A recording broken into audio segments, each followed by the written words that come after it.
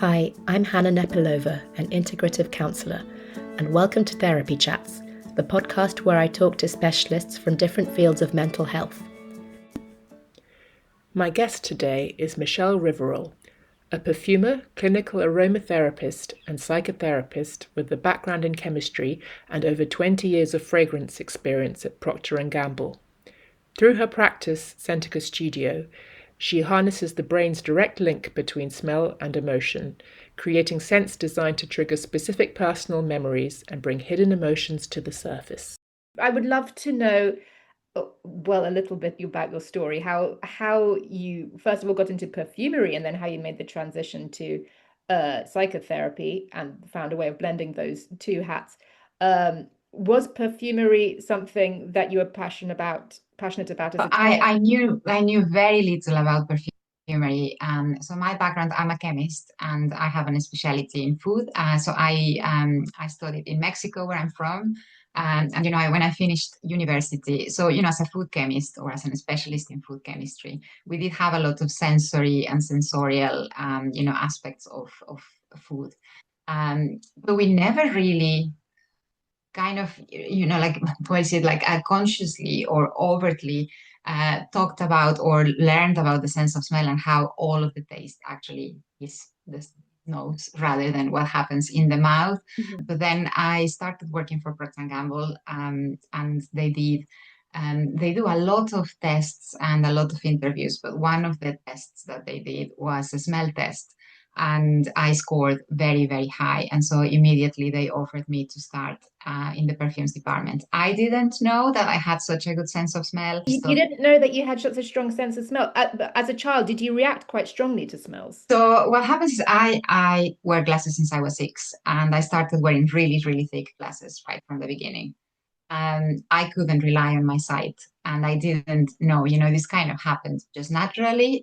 So if I took my glasses off to do sports, to swim, to, like, sometimes for vanity, I couldn't rely on my sight at all.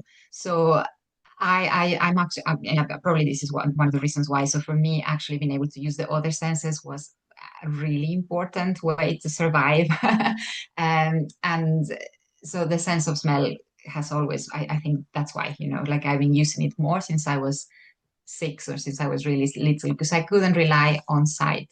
And when I do my trainings, when I do my workshops, when I talk to clients, I always highlight this. We have become such sight-driven, visual-driven creatures, but we didn't used to be that way. Evolutionary, actually, the sense of smell was so important because that's how we not only detected danger and what was safe, but this is how we bond and how we connect. This is how we connect with our environment. This is how we recognize this is my house, this is my territory, this is where my family, my tribe dwell.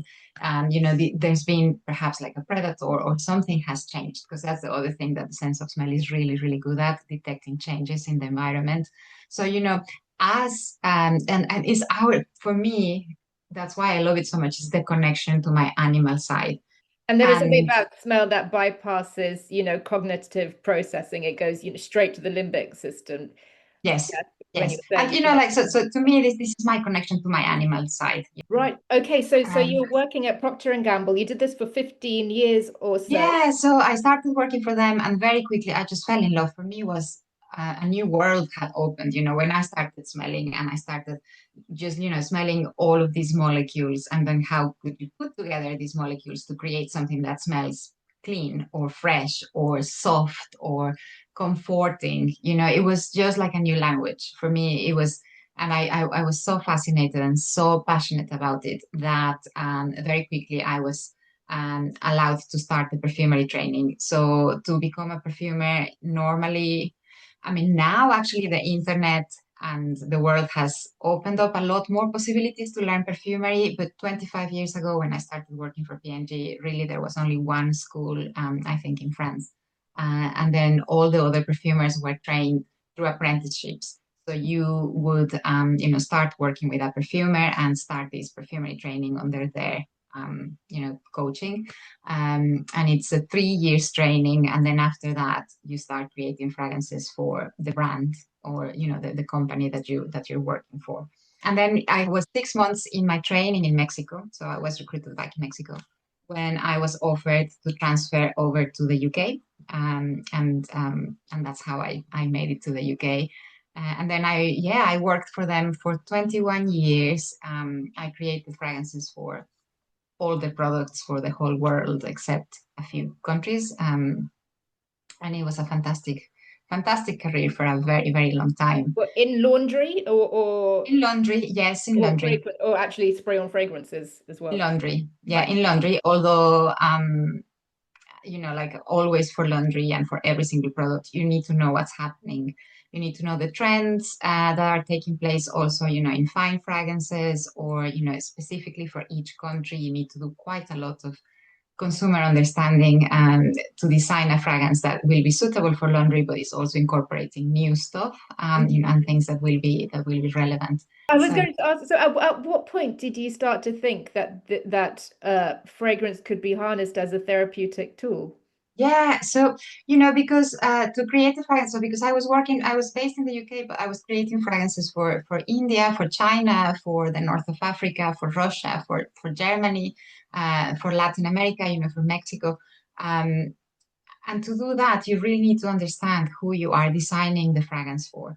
So we were doing this immersive research in which I was going with some colleagues from consumer understanding to the countries and spending time with the people there to really understand what kind of things they like, what things they associate with clean, but also how can I create a fragrance that really speaks to them?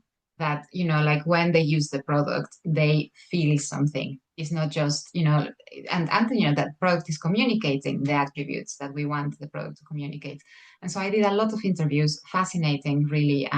It's anthropological work in terms of, going to the homes and asking people to use my fragrances and then smelling my fragrances in their houses, with the water, with the environment, but actually being allowed into the homes and seeing my product used there or my fragrance used there and hearing from people how emotional and how important it was, this fragrance, and for them to be able to share that with their families. So, the signal, for instance, that I remember.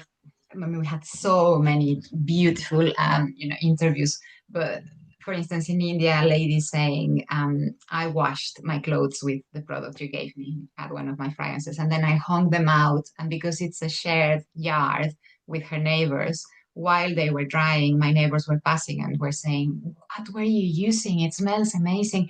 You really know how to clean your clothes. And she was feeling so proud, the sense of pride by being seen doing this type of job. And then when I gave my clothes to my children were like, oh, mom, this smells so nice. And my husband was so happy. And, laundry seems like such a chore, such a like a daily thing that we all do. But I mean, it takes a lot of time. And it's actually, for many people, it's actually a very important signal that I am being looked after, I am being cared for, or I am caring for others, or I am caring for myself in a Yes, good and way. also what your laundry Um, smells of is what you smell of. You wear the yeah, clothes, and that's more than perfume, actually, is what you will smell of. yes. And if you see children, for instance, they go to school, and when they're in the school, they smell the they don't, the jumpers are all mixed up, and to find the jumper, they smell them, and they're like, this is mine because this smells like the soap my mom uses or Mhm. the fabric softener my mom uses. So it's with us all the time. Mhm. Um, so, we don't kind of overtly talk about these, perhaps, in functional products, but I was seeing it all the time, how much really scent can can move people emotionally. Yes, and Um, the associations they have with scent, absolutely. of home, of their parents, of just being clean, of being looked after. Yeah. And it's all about that sense of belonging, that sense of connection, and the sense of this is my space, this is my safety. Or, this is something new that I am willing to try, and therefore I am feeling like I am opening up to the world in a different way. Mhm. Um, because of this work with consumers, like going to see people in their houses and doing these interviews, I wanted more of that. I wanted really to see how my work was impacting people in a more direct way. In an emotional Um, way. in an emotional way, but in a positive way and in a beneficial way. Mm-hmm. So I started. I I didn't know how to mix the two things together, but I started to trying to be a psychotherapist whilst I was still working for P&G.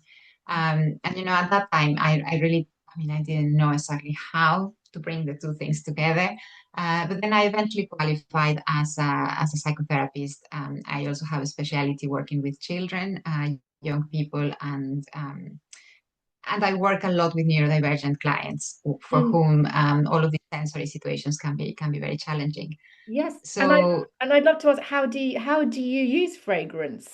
Yeah, how yeah, do you use it? so What presentations do you use it for? Is it useful, for example, in trauma work or bereavement work? Or... I left P&G 6 years ago, and I set up my own practice, my own psychotherapy practice.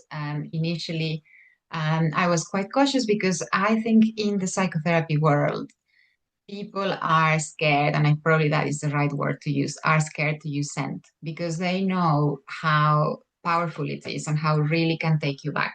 So I think psychotherapists, we are trained to work in an odor neutral environment, right? To not wear perfume, to not have like strong scents in our rooms, and to really kind of like be wary of using scent. And I think that worry comes from this regression. We think we could take the clients back into a very negative experience or a You could very re-traumatize them. yeah, and re-traumatize them and not know how to work with that. But as a psychotherapist, that can happen with anything, not It just can with. happen, and the whole point of being a psychotherapist is that there are potentially destructive tools, but if you know how to use them, they can be powerful tools as well. And that can happen, with the way your practice is set up, or who you remind them of, or just anything can have that potential. But yes, scent is that thing because, as you said, goes directly into that fight and flight reaction. The limbic system, which is where trauma is stored. There are a lot of psychotherapists shy away from that. Hmm. So I am trained as a transactional analyst. So transactional analysis is my kind of like foundational Yeah, modality, modality. Yeah. although I am an integrative psychotherapist.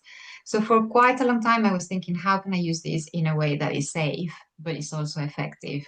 Um, so as I had my psychotherapy practice, I opened my own perfume studio, and I still have that going on. I have it now in my garden because I wanted to be really close to nature. I wanted people to come and experience seasons and plants changing and, seeing things growing and alive.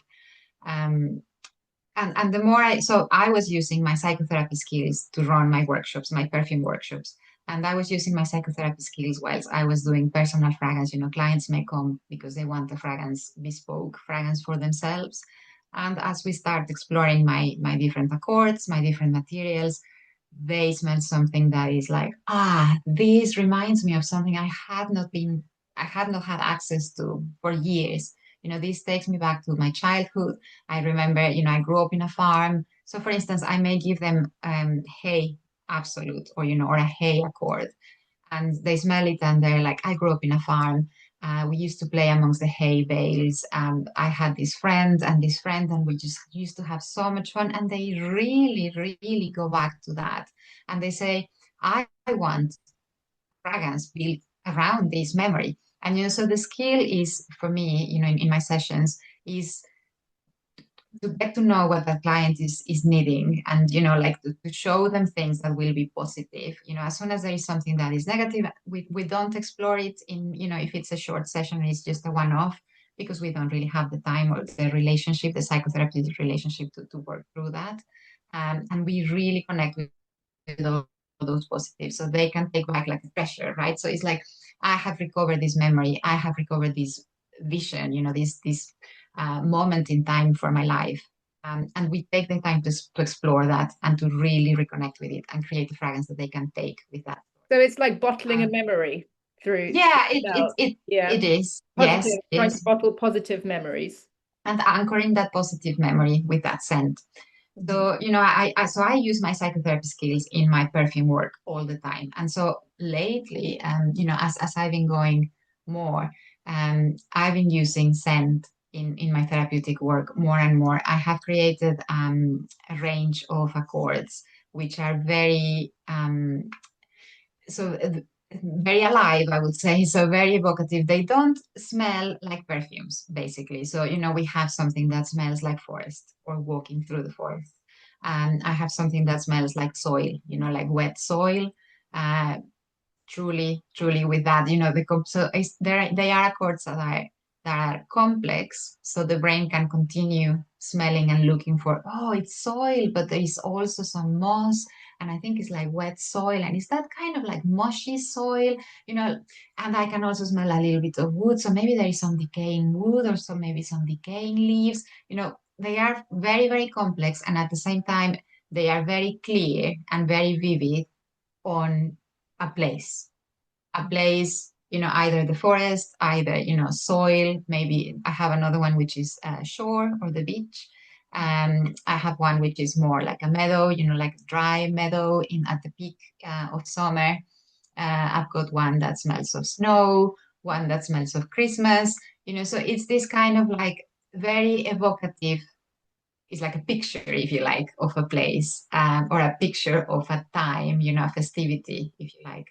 Um, and I've been using these accords therapeutically with that purpose specifically, to show them to my clients, and to allow them to really connect with that and You what ask them, that what does means this for smell them. remind you of? What are your associations with this smell? What are your memories associated with these smells? Yeah, so Yeah. so there's several contexts. So to not kind of like make it too confusing. So I have a project with the NHS, for instance. I was there this morning actually, and we are using these accords in the wards where patients have been spending a long, long time. So these are patients who haven't been back home for weeks or months. So they actually haven't left the hospital for weeks or months, and the world becomes really, really small, becomes really clinical and really the same kind of thing all the time.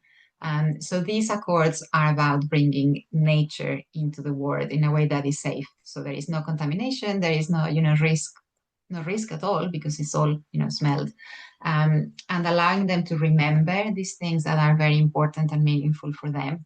You give someone something that smells like green grass, like really fresh grass, complex, and they smell and they go, oh, it's grass. But I can smell also with mint, and I can also smell like nettles. And oh, this is like when I was little and we used to walk back home, and people had cut the grass. We used to gather the grass and make little balls and throw them at each other as if we were, as if it was like snowballs. And that vivid memory, but also the emotion connected to that is so genuine, it's so immediate, and Yeah. it's something that wouldn't come out in a conversation in any other way, because you would never ask someone, what does the smell of grass remind you of, Yeah.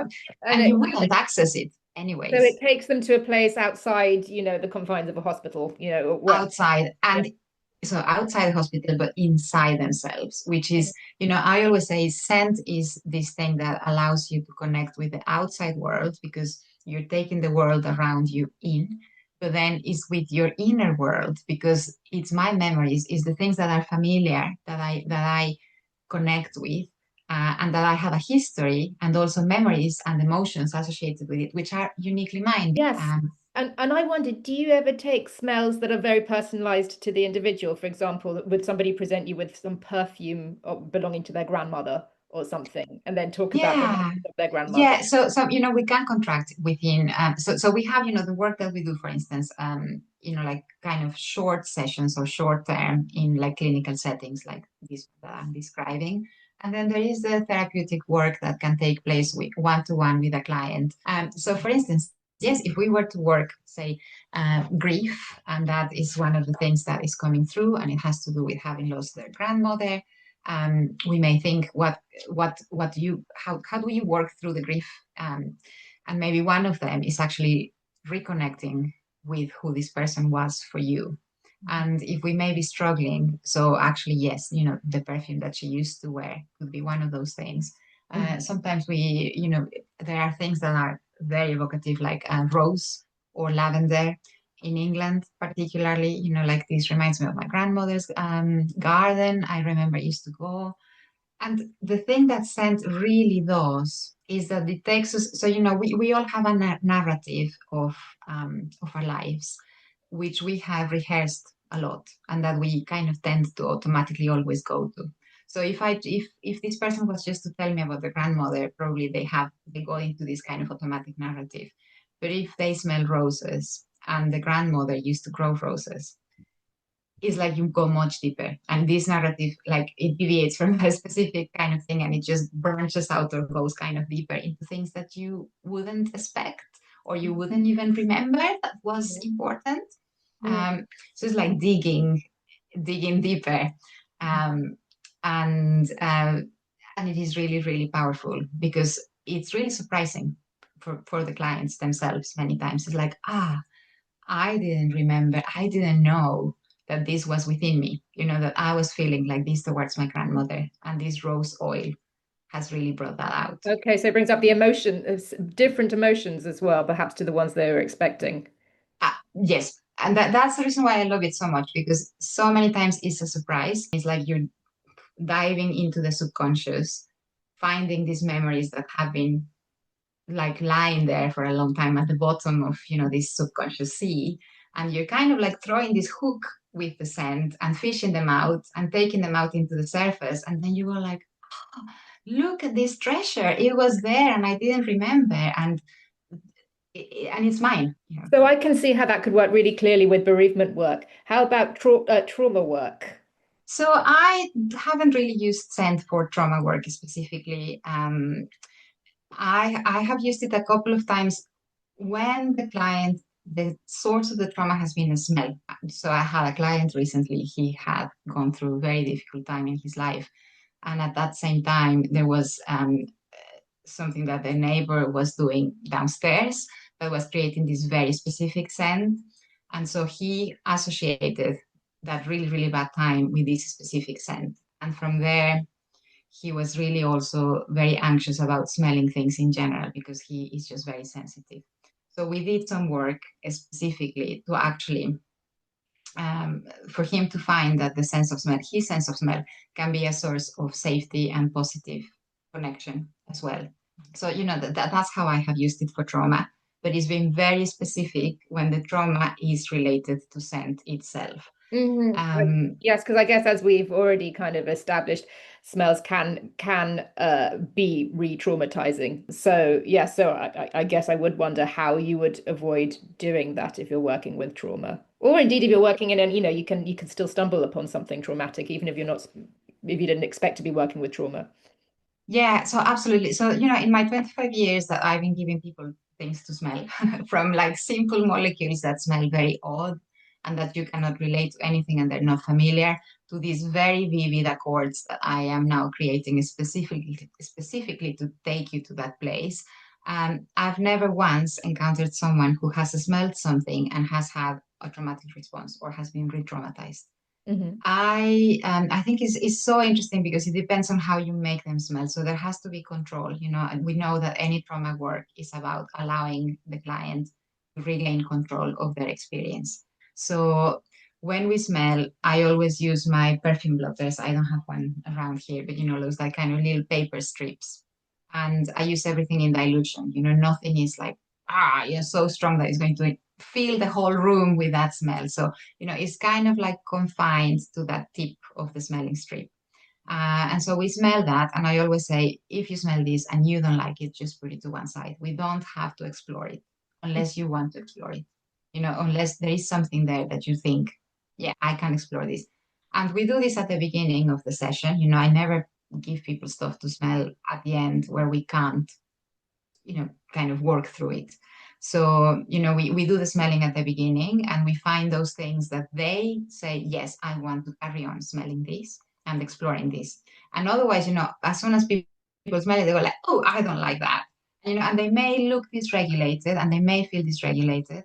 And this is, part of my skill to know that this is happening. And then how can we get back into regulation and smell something that is positive and put that to one side and not really, trauma doesn't, I've never seen with the sense of smell, something like the smell will open this trauma and just completely, like open that pressure cooker and Mhm. completely, be overwhelmed by a response that we can't repack. I guess it depends on the extent to which you're immersed in it or to which you expose yourself. Yeah, absolutely, absolutely. And a lot of my work, because I think a lot of the psychotherapy work has to do with that kind of trance state where people can access the subconscious, but they need to feel safe first. At the same time, can there be some value in exploring smells which we dislike, Mm. as indicators of emotional blockages or, something along those lines? Absolutely. And some people have wanted to do that. Some people go like, this makes me feel really queasy and my stomach is all in knots. You've got that somatic response. And they say, yet I think this is something I want to do and I need to do this. And we do. Okay, for example, if you could say, I don't like the smell, but because it's reminding me of something from the past. What is this thing? What is it? There Mm. can be some value in actually digging a bit deeper there. Yeah, most of the times it's got to do with a person. In actually all the cases, it's got to do with a person. This reminds me of my grandmother, and my grandmother was someone with whom I had a really difficult relationship. Hmm. So smelling this is making me feel really unwell.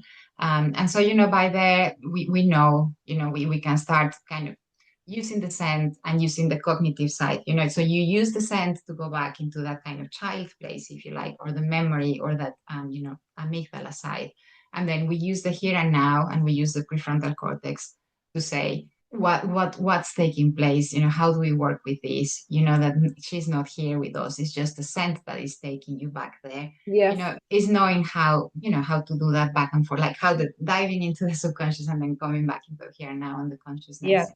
Some of my, like kind of like the exploration of the feminine and what the feminine means to me and generationally. So my mother, my grandmother, and all of those relationships, as I have cleaned all of that up, Rose has become just such a beautiful, beautiful thing for me. So I think it definitely has to do, it evokes the feminine Mhm. very strongly. And when the reaction is emotionally not positive, that's the one that I do think we can explore a little bit more. Something to do with our attitudes to femininity or to the feminine. Yeah, yeah, Yeah. absolutely, with the feminine. Totally your own, but also how it was shown to you from your mother and from your grandmother, and Okay, perhaps in so culture. one's personal relationship with Yes, femininity. Yeah. yeah, Mhm. and yeah, the culture as such. Um, yeah, I think rose, and it has to be natural rose because the other rose interpretations, the people smelling it like, oh, it smells like soap or smells like, like perfume, but the actual essential oil, like when you put your nose next to a rose as such, is fascinating. It just brings so much, so especially for, yes, so especially for female clients that I've seen, Mhm. very like there's a lot to unpack with the rose. With the rose. Ha! Yeah, you wouldn't necessarily think it because in some ways you would think of it as quite a simple scent, wouldn't you? At least Mhm. certainly one with which we're very familiar. It's a very pungent one. But yes, of course, it is more than just a smell, isn't it? It is layered on over with so many different associations. I mean, I spoke to another perfumer called Sarah McCartney, who Yes, yes. Yeah, yeah, I yeah. know Sarah. Yes, Oh, yeah. Sarah, yeah. So it said something very funny to me. She said, we never want our partners to smell of our exes. That's a real no-no. And I remember at Yeah. various times after having, broken up with a boyfriend, smelling his perfume on somebody else. And it's very unsettling. It's very unsettling because you think, where is he? What's going on? Is he here? Yes, absolutely, Yeah. absolutely. Yeah. And like it's related to persons, yet absolutely. But for instance, for grief work, and I have used it in this way. Um, Actually, scent is one of those things that really can bring the person back. Like the person is not here anymore, but their clothes smell like them. And when I smell them, it's just as if they were here still. I mean, Um, yes. I remember the day after my grandmother died, going to her flat in Switzerland, and the whole flat smelt of her, and it was just uncanny. You could not compute that she wasn't there anymore. Yeah, exactly. Absolutely. Absolutely. And with younger clients, you use it positively, where you have like this transitional object that smells of their mom or smells of their home or, smells of their bedroom. And that's why they carry, these blankies or Mm. they carry these little cuddly toys. And it's the smell that allows them to feel safe. Because again, Mhm. mammal connection where it's like, oh, this is my mommy, I feel safe. So Mm. we use it. I'm pretty sure a lot of psychotherapists are using scent without realizing, without being conscious that In that's. almost in self-parenting work, reparenting your inner child, Mm, how do we help ourselves to feel looked after by recalling yeah, those scents from our childhood, I suppose yeah. would be one And way. Yeah. and the room and the smell of your therapist, because we all smell, we all give off smell, even if we don't wear perfume. And the smell of the room of your therapist or your therapist themselves starts becoming that familiar scent to whom you become attached. And it is giving you those signals, because that's the thing about scent, is constantly giving us information. And we're making decisions based on smell, but it's unconscious. We don't realize. And it's only when we make it conscious that we go, so this is what your room smells like. Is this wooden desk that you've got there and the carpet, and that's making me feel really good because I feel good when I come here, or really bad because every time I come here we talk about all these bad things, and now I associate that smell. If you work with that subjectivity, am I taking from that, for example, you might try and harness the smell of their childhood blanket or the smell of their mother's cardigan or whatever it is in order to help them to feel grounded. Yeah, and that may just not be possible to recreate. That would be really, really hard. Mm. I mean, we would have to probably have access to that To specific the piece of item, yeah, blank to the item, and then maybe yeah. do like a face analysis from the top. And so what I do is I use what I have available. So a lot of these may be natural extracts, and a lot of these may be accords that I may have created that still, smell like fabric softener or that smell like warm skin. So for some people, so I had a supervisee who was working with a man who had lost his sight. He was in his 70s, and he was a carpenter. And so for him, we selected a few accords. A lot of them were woods. And then we found other things like coffee, or there was like this pine resin that was, connected to working with the wood. Mm. And for him was just such a wonderful experience to know, I lost my sight, but I still have my other senses, and my other senses are also a way for me to continue connecting with the world. Um, so we do a selection. So if I'm supervising, because I'm a supervisor of therapists as well, if I am supervising, so we really think about this specific client. What do they want? What do they need? What's this kind of autobiographical collection that we may want to select for them? And we start there. Um, and sometimes I create specific things like what I was mentioning, this um, specific places, or a specific um, kind of cultural moments. We all have smelled, I don't know, for instance, things that we're working on at the moment. So Bakewell tarts, cherry Bakewell tarts. They are something that most people in the UK actually know and enjoy. And I would like to have access to that. I did some work with some young people and some teenagers.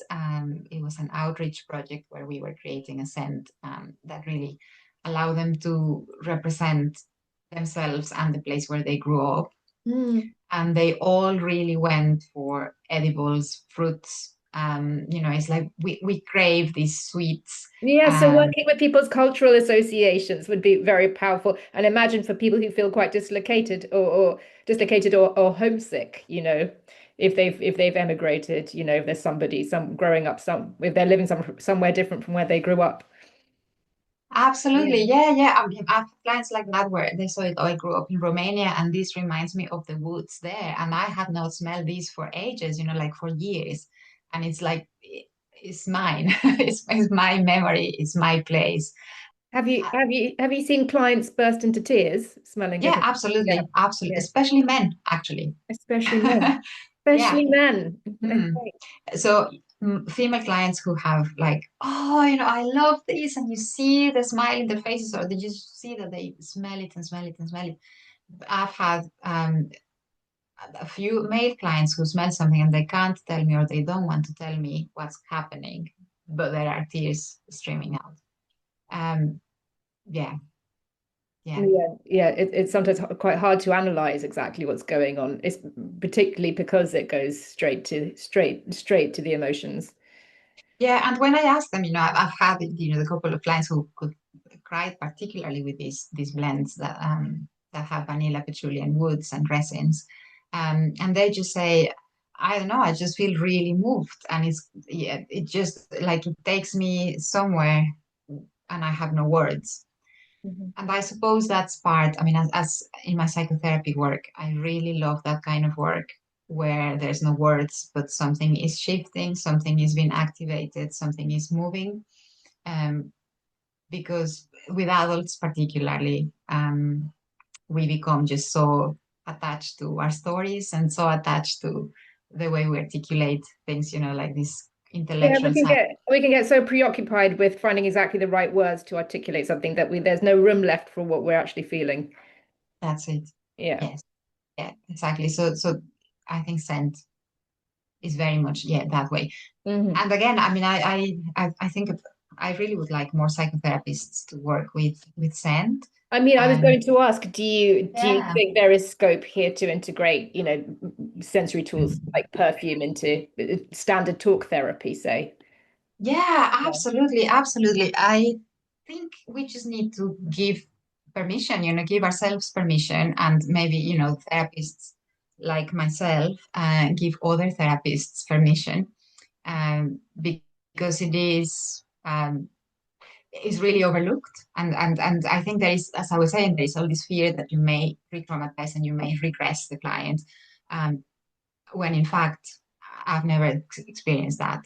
I think about the work we're doing in the wards, um, and even just as a conversation starter, even just as a way to start to know each other, for people to get to know each other, is so powerful. You don't need to ask questions. Just give someone to smell something, and they will tell you. They will tell you lots about themselves. Mhm. Um, yeah, There is uh, I could talk to you for a very long time about this. me too. Yeah. As I said, I could. Yeah, Yeah, hours. there are many Yeah. avenues we could go down, but I guess I will have to save it for another time, apart from anything to save your battery. It has been such a pleasure to talk to you. Thank you so much. Thank you so much. Oh no, the same. Thank you for reaching out. Honestly, I really, really, as you can see, I could talk about this forever. Thank you for listening. If you'd like to hear more of the same, then feel free to subscribe to our podcast or visit our YouTube channel at Kent House Counselling.